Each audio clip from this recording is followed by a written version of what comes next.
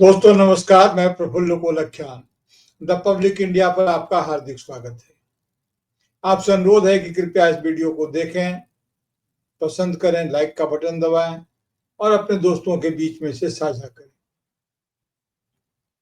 देखिए, अभी जिन विषयों पर हम बात करना चाहेंगे या अभी जो गर्म मुद्दा है, काफी हॉट, बिहार में इस साल चुनाव होना है, विधानसभा का चुनाव होना है और विधानसभा के चुनाव को लेकर के काफी हंगामा मचा हुआ है।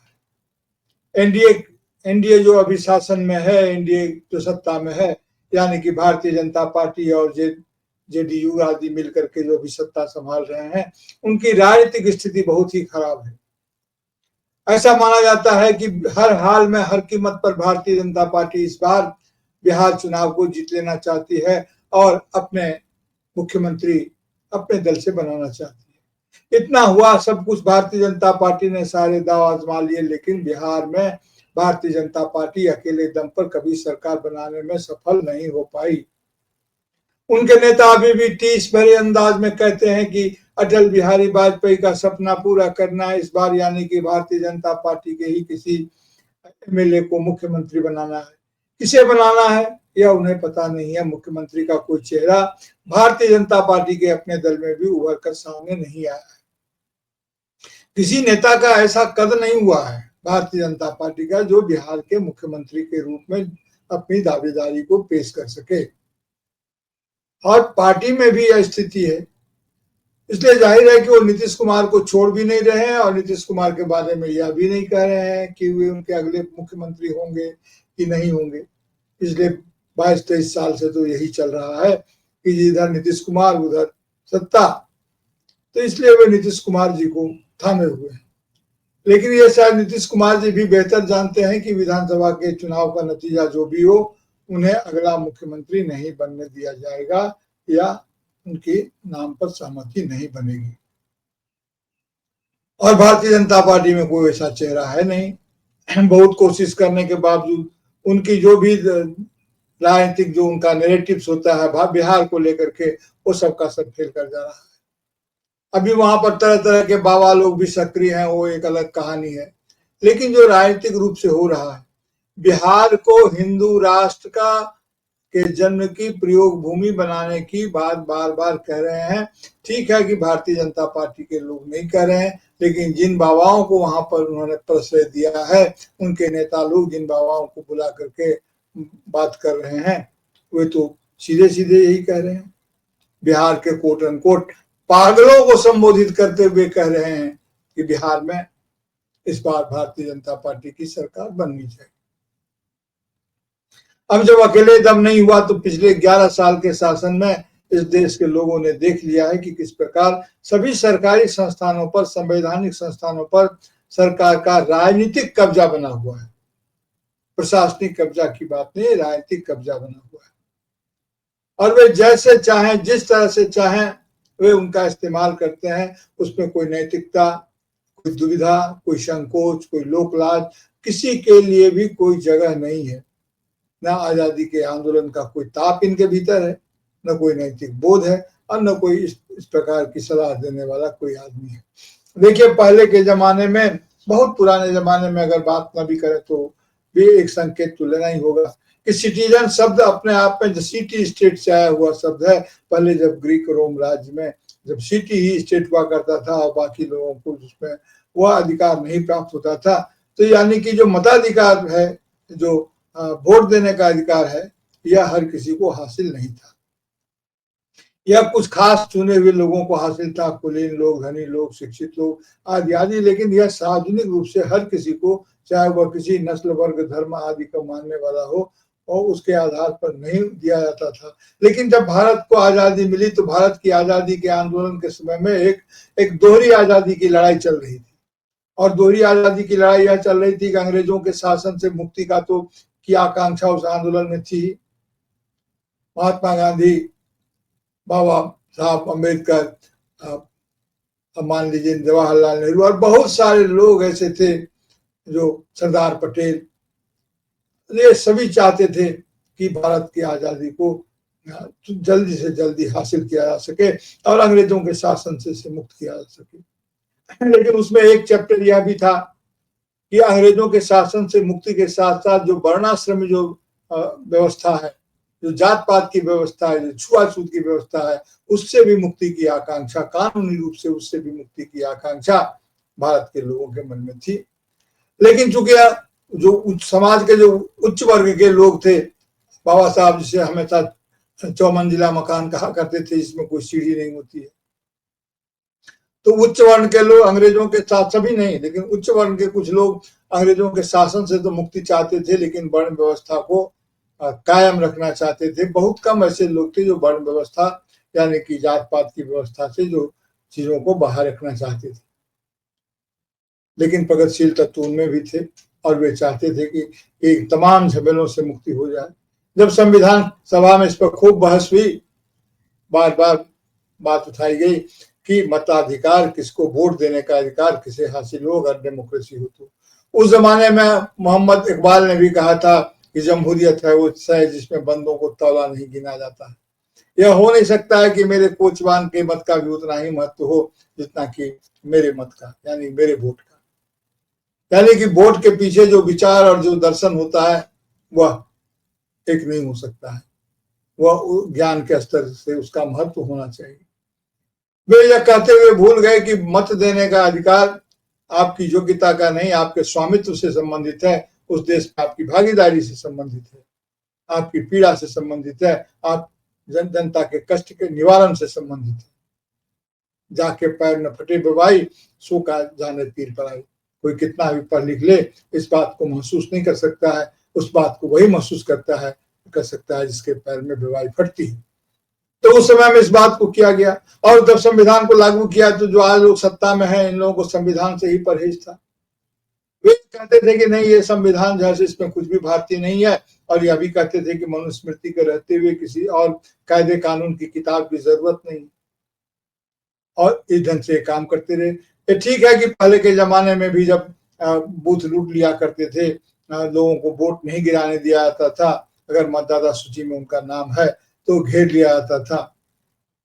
लेकिन 1967 के बाद जब डॉक्टर राम मनोहर लोहिया ने गैर कांग्रेसवाद का नारा दिया, क्योंकि कांग्रेस के निचले स्तर पर सामंतवादी तत्वों का जबरदस्त कब्जा था, जो इस देश में डेमोक्रेसी को, लोकतंत्र को सही तरीके से संभव होने देना नहीं चाहते थे, उसके रास्ते पर अवरोध खड़ा किया करते थे। तो डॉक्टर राम मनोहर लोहिया जो बहुत बड़े समाजवादी चिंतक थे, उन्होंने गैर कांग्रेसवाद का नारा दिया। तो गैर कांग्रेसवाद का मतलब था कांग्रेस के उन तत्वों से मुक्ति जो तत्व जमीन पर लोकतंत्र को पैर नहीं जमाने दे रहे थे, जो उसमें बाधक थे। और 1967 के बाद स्थितियां बदली। अजय प्रकाश आंदोलन में जब इमरजेंसी, कांग्रेस में जब ऊपरी लेवल पर भी ये बात आ गई, और जब इमरजेंसी इस देश पर थोप दी गई, परिस्थितियां चाहे जो भी रही हो, लेकिन इमरजेंसी थोपी गई, यह सच है।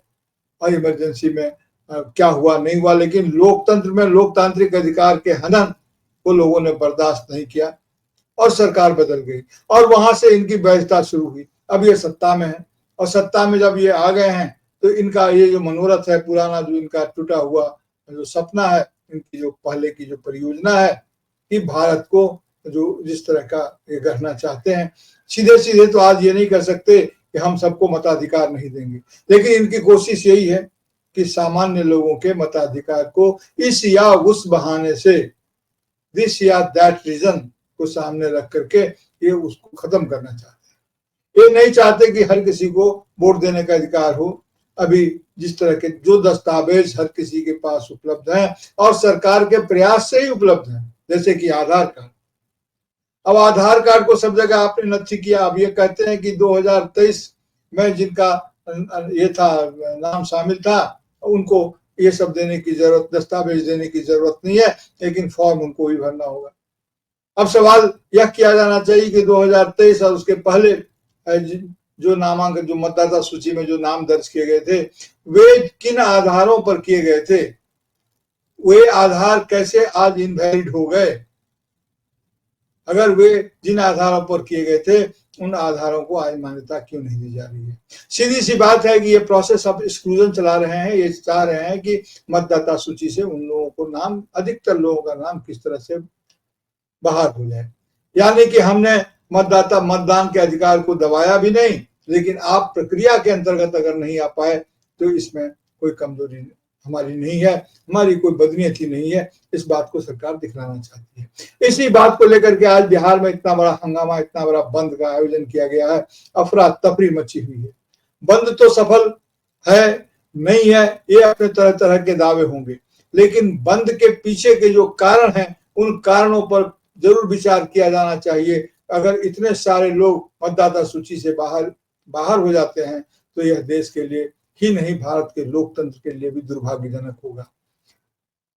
हमारे लोकतंत्र का स्वरूप बदल रहा है। हमारे यहाँ भी जब प्रजा थे ये अपने आप को राजा समझते हैं और जनता को प्रजा समझते हैं। हमें नागरिक अधिकार नहीं देना चाहते हैं, वे जिसको चाहे उसको विशेषाधिकार दे दें, सामान्य नागरिक को न दें। लेकिन हंगामा तो हो रहा है, लोग विरोध तो कर रहे हैं, प्रदर्शन तो हो रहे हैं, जो जनतांत्रिक जितने भी सारे उपाय हैं वो सारे किए गए, लेकिन चुनाव आयोग के कान पर जू नहीं रहेगा। अब वो टस से मस नहीं हो रहे हैं और बाकायदा वे कह रहे हैं कि भ्रम फैलाने वालों पर कार्रवाई की जाएगी। और कई बार तो कई तरह से भ्रम तो उनके ही घोषणाओं से, उनके ही विज्ञप्तियों से भ्रम फैल रहा है। अब सुप्रीम कोर्ट में भी यह मामला है। अब सुप्रीम कोर्ट में कल इस पर सुनवाई होनी है, ऐसा बताया जाता है।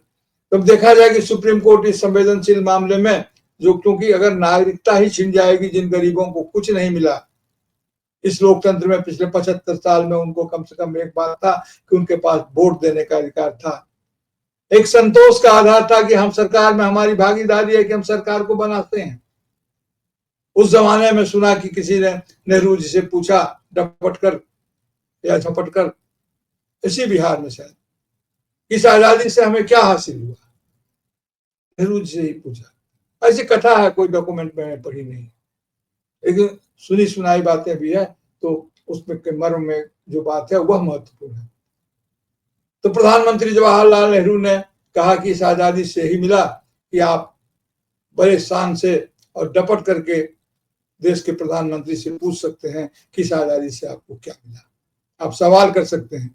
अब सवाल करने का भी कोई अधिकार नहीं रह गया। इसके पहले जो जिस तरह की कार्रवाइयां हुई है और सरकार का जो रुख और रवैया रहा है जनतांत्रिक मूल्यों के प्रति, वह तो जाहिर है दिन ब दिन अब जैसे जैसे इनके दिन नजदीक आते जा रहे हैं, वैसे वैसे ये ऐसी स्थितियां उत्पन्न कर देना चाहते हैं जिससे देश में भारी अफरा तफरी की स्थिति रहे, भारी विश्वासहीनता की स्थिति रहे और एक ऐसा हंगामा हम हर समय जारी रहे जो इनके लिए राजनीतिक रूप से मुफीद रहे, चाहे भाषा के नाम पर हो, धर्म के नाम पर हो, मताधिकार के नाम पर हो, संवैधानिक अधिकार के नाम पर हो, संविधान को बदलने के नाम पर हो, हर समय अशांति के रहना चाहते हैं।